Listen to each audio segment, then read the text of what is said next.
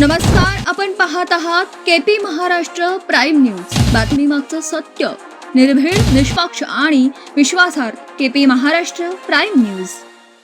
जुन्नर तालुक्यातील पिंपळावंडी येथे अवघ्या 10 वर्षांच्या अल्पवयीन मुलीची हत्या झाल्याची धक्कादायक घटना समोर आली आहे।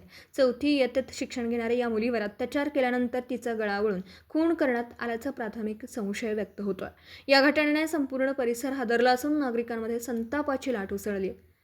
मिळालेल्या प्राथमिक माहितीनुसार संबंधित मुलगी पिंपळावंडी येथील रहिवासी असून ती चौथी इयत्तेत शिक्षण घेते। तिच्यावर अत्याचार करून त्यानंतर तिची हत्या करण्यात आल्याचा संशय आहे। मात्र या घटनेबाबतची नेमकी सत्यता पोलीस तपास आणि शवविच्छेदन अहवालानंतरच स्पष्ट होईल। घटनेची माहिती मिळताच पोलिसांचं पथक तातडीने घटनास्थळी दाखल झालंय।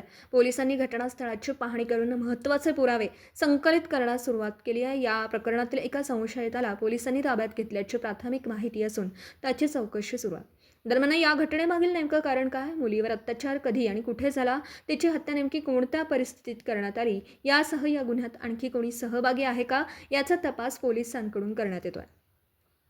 मुलीचा मृतदेह शवविच्छेदनासाठी पाठवण्यात आला असून शवविच्छेदन अहवालानंतर मृत्यूचं नेमकं कारण आणि अत्याचाराबाबत अधिकृत निष्कर्ष समोर येण्याची शक्यता आहे। त्यामुळे सध्या समोर आलेल्या प्राथमिक माहितीकडे अधिकृत पुष्टी होईपर्यंत संशयाच्या स्वरूपातच पाहिलं जातं।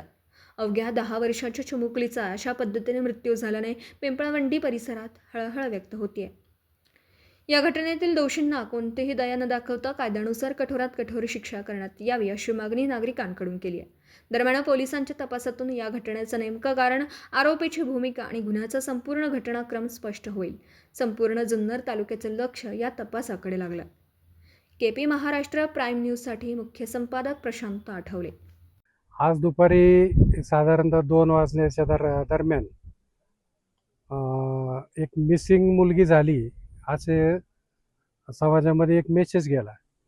त्याच्यानंतर त्या घरच्यांनी साधारणतः 1-2 तास 4 वाजेपर्यंत शोधण्याचा प्रयत्न केला, परंतु त्यानंतर घरच्यांनी तक्रार दिल्यानंतर डिपार्टमेंट इथं हजर झालं आणि डिपार्टमेंटबरोबर आम्ही सगळे त्यांच्याबरोबर मदत करत होतो। इकडचे ओढे असतील, विहिरी असतील किंवा ऊसाचं शेत असेल, ह्या सर्व ठिकाणी आम्ही त्यांना शोधण्याचा प्रयत्न केला, परंतु ते काय हाती यश येत नव्हतं। नंतर ह्या रोडला जेवढे CCTV कॅमेरे आहेत खाजगी मालकीचे, ते सगळे कॅमेरे आम्ही चेक केले डिपार्टमेंटच्या साहाय्यानं, तरी त्या कॅमेऱ्यामध्ये काही त्याचा शोध लागत नव्हता। नंतर साधारणतः 8च्या दरम्यान संशयित एका आरोपीला त्यांनी ताब्यात घेतलं डिपार्टमेंटनी, आणि ताब्यात घेतल्यानंतर त्यांनी त्यांच्या पद्धतीने विचारल्यानंतर तिथं पिंपळवंडीचं लेंडेस्थळ आहे, त्या लेंडेस्थळाचा एक ओढा आहे, त्या ओढ्याच्या कडेला त्यांनी तिथं त्या चिमुरडीला तिचं काय म्हणू आपण त्याला, अत्याचार करून तिचा खून केल्याचं निष्पन्न झालं। आणि त्यांनी ते जागा स्पॉट दाखवला आणि त्याच्यानंतर ते क्लिअर झालं का ह्या व्यक्तीनेच हे सगळं केलेलं आहे। त्याच्यानंतर फॉरेन्सिक लॅबची टीम आल्या, पोलीस डिपार्टमेंट आले, ओतूरच्या असतील, आळेपाट्याच्या असतील, नारायणगावच्या असतील, सर्व आमच्या लेंडेस्थळातल्या सगळं युवकांनी आणि ज्येष्ठांनी सगळ्या डिपार्टमेंटला सहकार्य केलं। त्यांना हवं नव्हतं ते रात्रीच्या वेळेला टॉर्च वगैरे किंवा अंधारात इकडं जाणं, तर आमची मुलं पहिली पुढं जायची, नंतर डिपार्टमेंटला सहकार्य करून डिपार्टमेंट यायचं। त्याच्यानंतर त्या बिचाऱ्या मुलीचा मृतदेह तिथं सापडला। त्याच्यानंतर फॉरेन्सिकची लॅब तिथं गेली आणि हा सगळा घटनाक्रम पाहिल्यानंतर प्रत्येक व्यक्तीचं मन हे हेलावून गेले। अगदी आपल्या घरातली एखादी चिमुरडी जावी अशा प्रकारची सगळ्यांची एक मानसिकता तयार झाली होती। आणि त्याच्यातून एक अतिशय दुर्दैवी घटना आहे, आणि जे कोणी ही घटना केली असेल त्या नराधमाला फाशीची शिक्षा व्हावी ही आमच्या पिंपळवंडीकरांची आवर्जून मागणी आहे। आरोपी स्वतः सोबत फिरत होता, माहिती तुम्ही पण पाहिलं ना? हो हो, सीसीटीव्ही चेक करण्यासाठी फिरत किती म्हणायचं धाडस म्हणजे? त्याचं हाईट एवढी आहे साहेब, ज्या वेळेला आम्ही पहिला CCTV चेक करायला गेलो त्यावेळेला तो आरोपी समोर बसला होता, आणि ज्या वेळेला तो सायकलवरनं तिथं जाताना दिसला संशयित बरं का, तर त्यावेळेला त्याची एवढी हाईट, तो म्हणतो ह्या बघा मीच आहे सायकलवाला, एवढ्यापर्यंत ते म्हणजे त्याला काय देवाने ती सुबुद्धी म्हणावी का दुर्बुद्धी नाही, सुबुद्धीच म्हणावं का ते शोधण्यासाठी त्याचं ते वाक्य तेवढं एक कामाला आलं असावं. त्यांनी कुठं प्लॅनिंग या गोष्टी केल्या?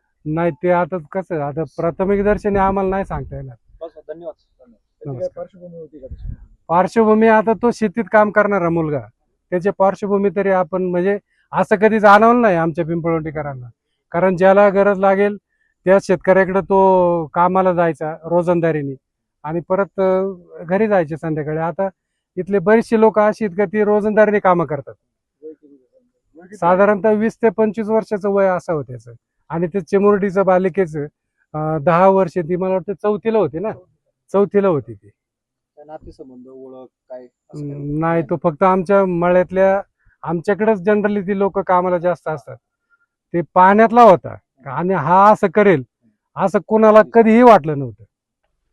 आज संध्याकाळी दुपारच्या नंतर एक 25 वर्षाच्या तरुणाने एक 9.5 वर्षाची जी मुलगी आहे त्याच्या शेजारी घरात जे राहत होती, ते घरी दुसऱ्या मुलाबरोबर खेळत असताना टी व्ही बघत असताना ते त्यांना घरातून ओळख असून बाहेर घेऊन गेला आणि गावी बाहेर हे जे शेत आहे ते शेतात पुढे जाऊन त्यांनी त्याच्यावर लैंगिक अत्याचार केला आहे आणि त्याची हत्या केली आहे. ह्याचं जे आरोपी आहे त्याला ताब्यात घेण्यात आलेलं आहे आणि पुढील जे तपास आहे ते चालू करण्यात आलेला आहे. सध्या आमची फॉरेन्सिक टीम जागेवर आहे आणि त्या जागेचा पंचनामा पाहणी हे चालू आहे आणि वैद्यकीय तपासणी जी आहे त्याची प्रोसेस सुद्धा चालू आहे. थँक्यू.